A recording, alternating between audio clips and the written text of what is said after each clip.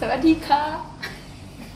Tervetuloa tänne meidän hienoon uuteen Golf Residence.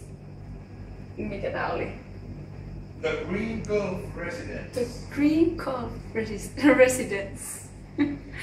Täällä ensimmäisenä oikealla näemme hienon uuden kylpyhuoneemme. Täällä on oikein tällaisen vanhaan tyyliin tehty suihku. Katsokaa minkälaista käsityötä tämä on.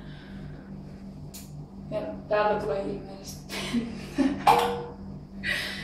Ja sitten tässä voi istuskella vähän suihkun jälkeen näin ja onpa niin kuuma. Sitten täällä on vessa ja katsokaa tätä hienoa vaasia, mikä meillä on tässä. Minä olen aivan varma, että äitini tykkäisi tästä oikein paljon. Mitäs täällä löytyy? Jatketaan matkaa. Sitten tässä oven vierestä löytyy vasemmalta hieno keittiömme. Täällä on toimivat mikrot. Näin, ja veden keitin ja leivän paahdin voi ehkä jossain, mistä saa paistettuja kananmunia. En tiedä. Tässä on pyyhke ja ihana hieno sänkymme. Koska tässä on hieno valot tänne vielä.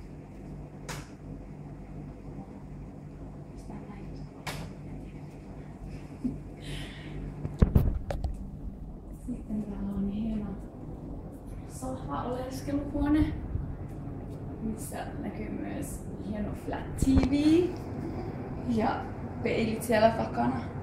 Tämä on oikein nahkaa ehkä. Ja sitten tässä on meidän Vilska.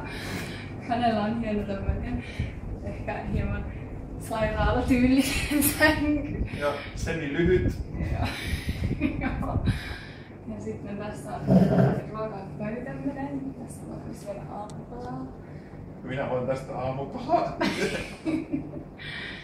Joo. Ja sitten täältä pääsemme parvekkeellemme, joka on tajuttoman iso. Tästä toimii. Näin. Näin.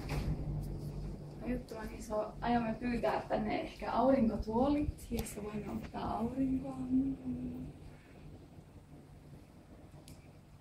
Ja swimming pool on jossain päin, ei me ole vielä kerennetty tosta. Erittäin hieno. Ja sitten sanoin, että tästä maksamme 9 € päivässä. Joo.